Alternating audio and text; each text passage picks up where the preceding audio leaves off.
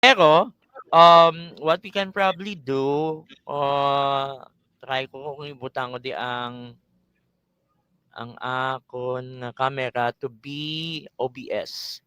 Pwede ko na siya ma-set up eh. There. OBS virtual. Mablangko ko. Ay, kay Mayo, kikitao ng Open ko message. si Dali. OBS. Yes. Nami isang restream. Ano pa Ayan. gini? Galing kay Kaya magamit nga, kay Guro open. OBS. I-try ko subong mag-ano sa OBS. I'm opening it. Oh, hold on. I-sync, sabi kang i-link sa OBS, Bisef. Yes. Ang camera ko na na actually. OBS virtual.